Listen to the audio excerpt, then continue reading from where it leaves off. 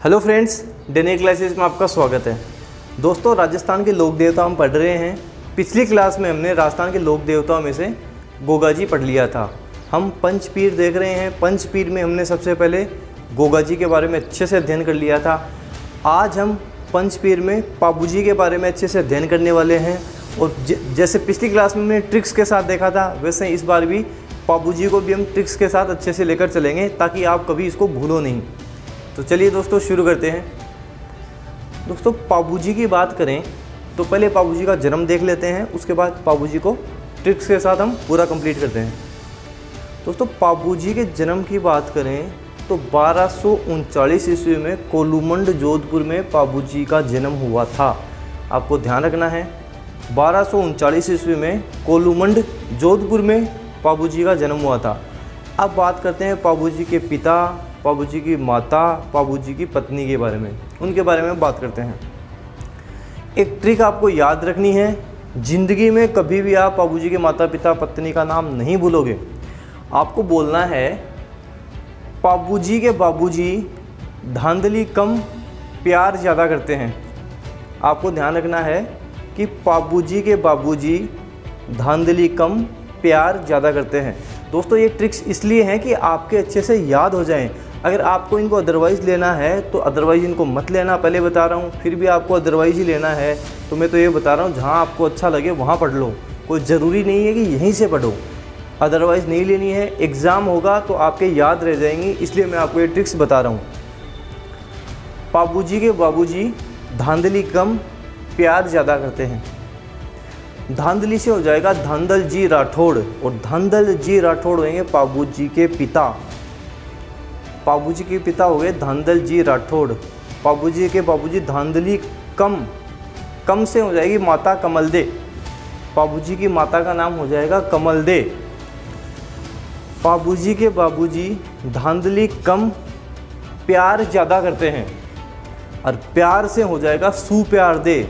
सुप्यार दे हो जाएगी पाबू जी की पत्नी का नाम। पाबू जी की पत्नी का नाम हो जाएगा सुप्यार दे। अब आगे जाकर मैं पाबू जी का विवाह भी करवाऊंगा, तो आप ये मत बोलना कि आपने पत्नी तो पहले ही बता दी है। ये मैंने आपको ट्रिक्स के साथ याद करने के लिए बताई है। प्यार ज़्यादा करते हैं, सुप्यार दे। सुप्यार दे हो जाएगी इनकी पत्नी। तो हमने देखा पाबू जी के पिता धांधल जी राठौड़। राठौड़ आपको ध्यान रखना, कई बार पूछ लेता है, जाति भी पूछ लेते हैं। धांधल जी राठौड़ पिता, माता का नाम कम से कमल दे, और पत्नी का नाम प्यार से सुप्यार दे इनकी पत्नी हो जाएगी। अब हम देखते हैं पाबू जी की कहानी, कि पाबू जी की कहानी क्या है, स्टोरी क्या है। एक स्टोरी देख लेते हैं दोस्तों। कोलूमंड जोधपुर में पाबू जी के पास में रहती थी देवल चारणी। देवल चारणी पाबू जी के पास में रहती थी। देवल चारणी के पास अति सुंदर, बहुत ही ज़्यादा सुंदर एक घोड़ी थी, और उस घोड़ी का नाम था केसर कालमी। केसर कालमी उस घोड़ी का नाम था। देवल चारणी की घोड़ी है केसर कालमी, बहुत ज़्यादा सुंदर थी। दोस्तों, पाबू जी के हैं बहनोई। बहनोई का नाम है जिंदराव खींची। ये जिंदराव खींची है जायल नागौर के। जिंदराव खींची को ये घोड़ी पसंद आ जाती है। देवल चारणी की घोड़ी केसर कालमी पसंद आ जाती है, और देवल चारणी को जिंदराव खींची बोलते हैं कि ये तेरी घोड़ी तू मेरे को दे दे, बदले में तेरे को जितनी घोड़ियाँ चाहिए, गाय चाहिए, जो चाहिए मैं सब दे दूंगा, बस तू मेरे को तेरी घोड़ी दे दे। देवल चारणी मना कर देती है कि मैं मेरी घोड़ी तो नहीं दूँ, मेरे को मेरी घोड़ी बहुत ज़्यादा अच्छी लगती है, घोड़ी तो मैं किसी भी कीमत पे नहीं दूंगा। जिंदराव खींची नाराज़ हो जाता है और देवल चारणी से लड़ने लग जाता है। पाबू जी बीच बचाव करते हैं और उसको जिंदराव खींची को बोलते हैं कि देवल चारणी की घोड़ी है, इसकी इच्छा या दे या नहीं दे, ये इसकी इच्छा है। जिंदराव खींची नाराज़ हो जाता है और नाराज़ होकर वहाँ से वापस जायल नागौर चला जाता है नाराज़ होकर। दोस्तों, आगे चलकर पाबू जी का विवाह होता है। पाबू जी का विवाह का रिश्ता आता है अमरकोट से। अमरकोट से सुप्यार दे से विवाह का रिश्ता आता है। इसलिए पाबू जी जिंदराव खींची को पत्र लिखते हैं और इनवाइट करते हैं उसको कि मेरी शादी है, तेरे को शादी में ज़रूर आना है। जिंदराव खींची नाराज़ हो रखा है, शादी में आने से मना कर देता है, पत्र का कोई रिप्लाई नहीं देता है। पाबू जी दूत को भेजते हैं और दूत को बोलते हैं कि तेरे को उसको लेकर ही आना है। दूध जाता है जिंदराव खिंची के पास और जिंदराव खिंची दूध की हत्या कर देता है, दूध की हत्या कर देता है। पाबूजी को पता लगता है कि जिंदराव खिंची ने दूध की हत्या कर दी। पाबूजी बड़ा क्रोधित होते हैं, देवल चारनी के पास जाते हैं और देवल चारनी को बोलते हैं कि मेरे को तेरी घोड़ी चाहिए, शादी करके विवाह करके आऊँगा और बाद में तेरे को तेरी घोड़ी वापस लौटा दूँगा। देवल चारनी पाबूजी को घोड़ी दे देती है और पाबूजी अमरकोट, जिसको अमराना बोलते हैं, वहाँ चले जाते हैं और सुप्यारदे से विवाह करने के लिए चले जाते हैं।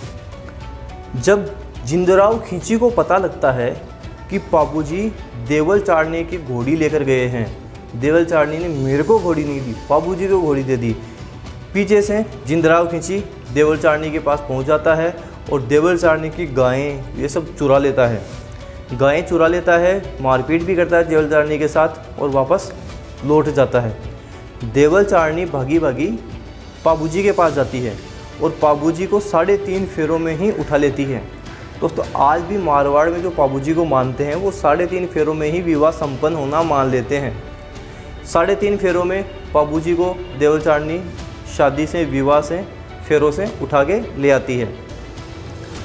पाबूजी अपने सहयोगी चांदा, डेरा, हरमल, तीनों नाम याद रखने हैं। पूछा जाता है कि पाबूजी के सहयोगी कौन थे। पाबूजी अपने सहयोगी चांदा, डेरा और हरमल के साथ आते हैं। जिंदराव खिंची से देंचू गांव जोधपुर में युद्ध करते हैं और युद्ध में लड़ते समय वहीं पे देंचू गांव जोधपुर में पाबूजी की मृत्यु हो जाती है। देंचू गांव जोधपुर में जिंदराव खिंची अपने बहनोई से युद्ध करते वक्त पाबूजी की मृत्यु हो जाती है और देंचू गांव जोधपुर में ही पाबूजी का समाधि स्थल बना हुआ है। पाबूजी का समाधि स्थल कहाँ है? देंचू गांव जोधपुर में पाबूजी का समाधि स्थल बना हुआ है, ध्यान रखना है। अब दोस्तों पाबूजी के बारे में और बात करते हैं। तो दोस्तों मारवाड़ में सबसे पहले ऊँट को मारवाड़ में सांडे भी बोलते हैं। मारवाड़ में सबसे पहले ऊँट लाने का श्रेय पाबूजी को ही जाता है। इसीलिए ऊँटों की पालक जाति रायका या रेबारी पाबूजी को अपना आराध्य देव मानती है। बड़ा इम्पोर्टेंट पॉइंट है। मारवाड़ में सबसे पहले ऊँट या सांडे, ऊँट लाने का श्रेय पाबूजी को ही दिया जाता है। इसलिए ऊँटों की पालक जाति रायका या रेबारी पाबूजी को अपना आराध्य देव मानती है। आपको अच्छे से ध्यान रखना है। पाबूजी का मेला लगता है दोस्तों, वो सबसे बड़ा मेला लगता है कोलूमंड जोधपुर में, जहाँ पाबूजी का सबसे बड़ा मंदिर है। कोलूमंड जोधपुर में चैत्र अमावस्या को पाबूजी का मेला लगता है। ऐसे ध्यान रखना, चैत्र का महीना पहला महीना होता है। वैसे ही पैसे पाबूजी, पैसे पहला, ऐसे याद रख लेना। और चैत्र अमावस्या को कोलूमंड जोधपुर में पाबूजी का बहुत बड़ा मेला लगता है, यही इनका मंदिर है। पाबूजी का एक मंदिर और है जो आहड़ उदयपुर में भी है। आहड़ उदयपुर में भी पाबूजी का मंदिर बना हुआ है। और पाबूजी के बारे में बात करें दोस्तों,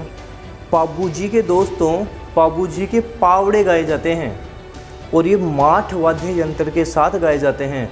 आपसे एग्ज़ाम में पूछेगा कि पाबूजी के गीत, पाबूजी के पावड़े किस वाद्य यंत्र से गाए जाते हैं, तो आपको ध्यान रखना माठ वाद्य यंत्र से गाए जाते हैं।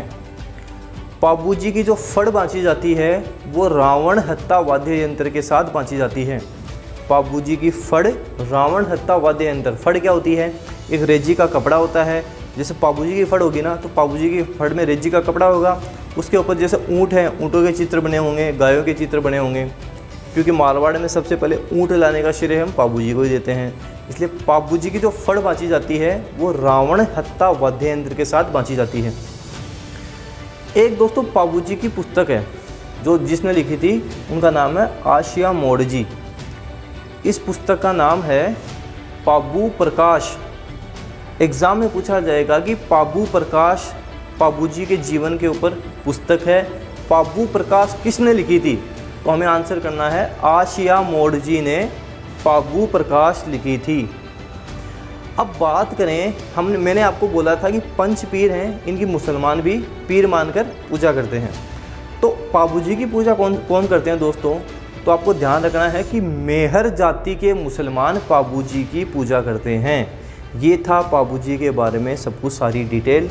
एक चीज़ और ध्यान रख लेना, पाबू जी को बोला जाता है राव सिंह के वंशज और लक्ष्मण के अवतार। अवतार लेते थे राम और लक्ष्मण, तो ऐसे याद रख लेना, लक्ष्मण के तो हैं अवतार और राव सिंह के वंशज। राव सिंह कौन था दोस्तों? मारवाड़ में राठौड़ वंश की स्थापना किसने की थी?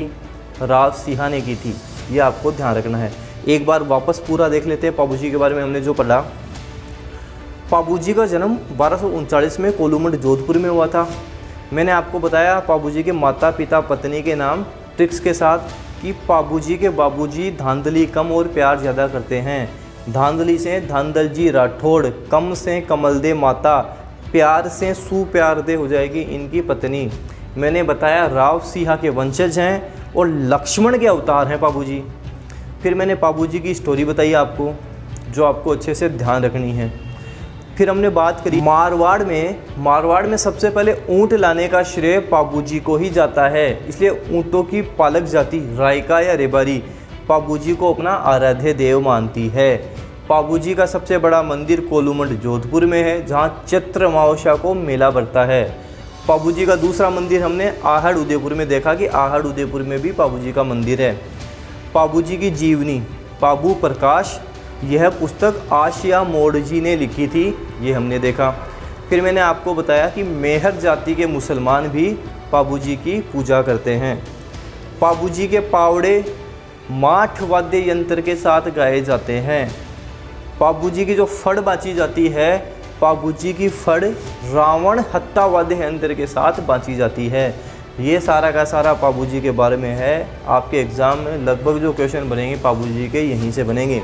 दोस्तों वीडियो अच्छा लगा तो लाइक ज़रूर करना। आपके जो भी फ्रेंड है जो गवर्नमेंट एग्ज़ाम की तैयारी कर रहे हैं उनको शेयर करना। चैनल पे नए हों तो सब्सक्राइब ज़रूर कर देना। Thank you.